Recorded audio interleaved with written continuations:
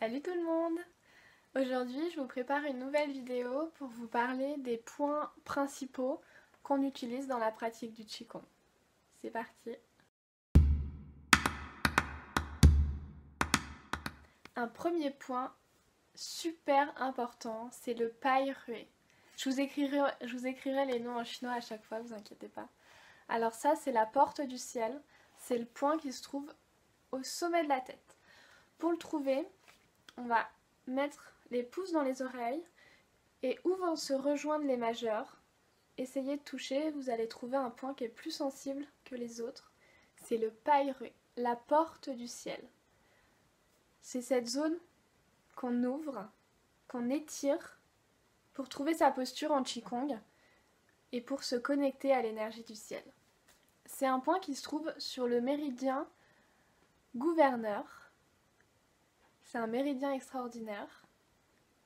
Et ça, c'est un très bon point pour faire remonter l'énergie du corps.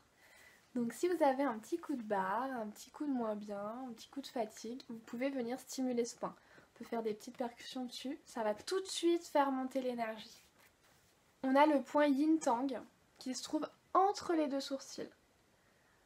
On appelle souvent le troisième œil. Ça, c'est un grand point qui vient calmer l'esprit, qui calme aussi les migraines, les maux de tête, etc. Très très important. On a le point Tapao, la grande enveloppe, qui est le 21 rate, donc sur le méridien de la rate, qui se trouve sur les côtés du corps. Et en fait, l'énergie vient s'accumuler dans ce point, dans cette zone. Et quand on quand on monte les bras, ça ouvre ce point. Donc c'est un point qui se trouve dans le 6e espace intercostal.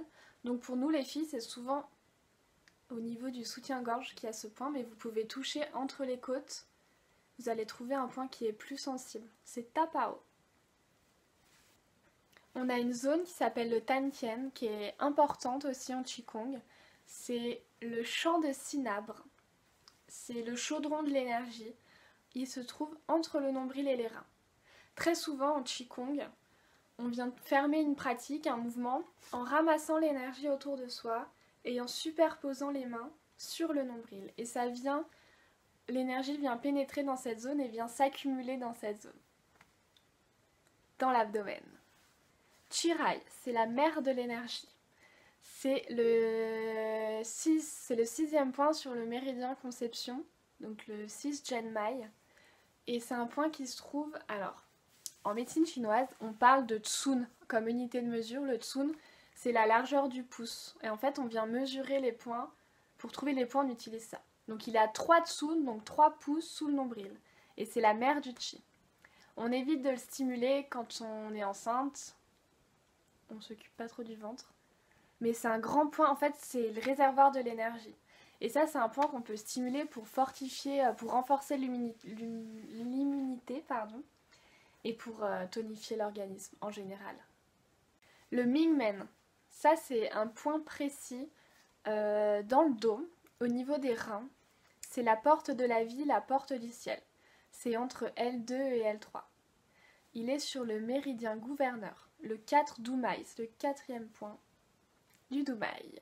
Pour le trouver, ce point, on peut mettre les mains sous les côtes. On va poser les mains sous les côtes. Et en fait, où les pouces se rejoignent, derrière,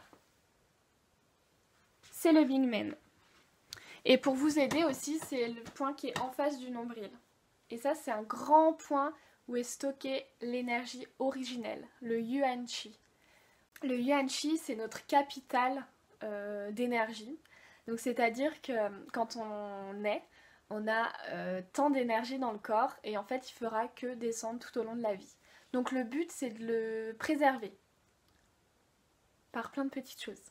La zone des reins, c'est une zone qui doit toujours rester au chaud. On évite les petits tops à la mode où les reins sont à l'air, le ventre aussi. Non, il faut toujours que ça soit au chaud. N'hésitez jamais à mettre une bouillotte, à vraiment réchauffer les reins, toujours avoir quelque chose qui les couvre. Ça garde votre Yuan Qi. Ruiyin. Ruiyin, c'est le périnée, qui est important aussi dans la pratique, parce que c'est dans cette zone-là qu'on peut avoir des fuites d'énergie. On dit aussi que ce point, c'est la réunion des yin. Donc il est sur le méridien conception, c'est le 1 Genmai. Quand on pratique le Qigong, le Rueyin, on essaye toujours de le... comme si on voulait légèrement le suspendre, légèrement le rétracter pour avoir une pratique plus puissante.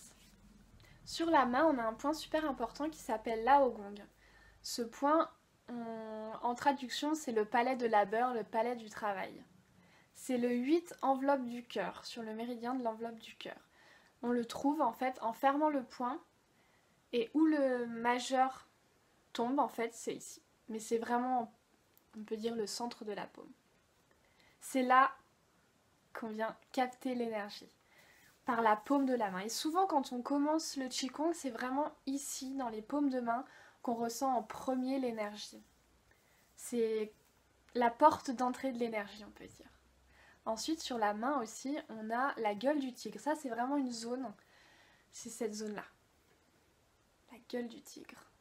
Le pouce et l'index, toute cette zone. Souvent, on vient tirer l'énergie avec cette zone. Pareil, super important. Et pour finir, on a le point, le Yongquan, qui se trouve sous la plante du pied et qui s'appelle la source jaillissante. C'est le premier point du méridien du rein, qui est contre la terre. Avec ce point, on vient capter l'énergie de la terre, l'énergie nourricière de la terre. Et vraiment, ce point-là, je vous montrerai, sous la plante du pied, on vient faire descendre les pieds dans la terre pour s'enraciner. Donc on étire le corps vers le bas et avec le Pai Rui, on étire le corps vers le haut. Et là, on trouve sa posture et son équilibre. Je vous montre tout de suite le Yongquan sous le pied. Alors, en fait, il va être entre les coussinets, ici. Quand on vient rétracter le pied, on voit qu'il y a un creux. Toucher, souvent c'est un petit peu sensible. C'est là.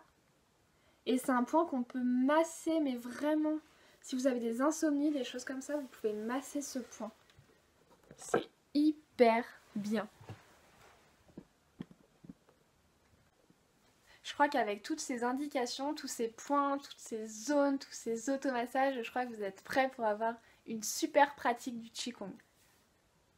J'espère que vous avez aimé cette vidéo, que vous auriez appris quelque chose et je vous souhaite une superbe journée. Ciao!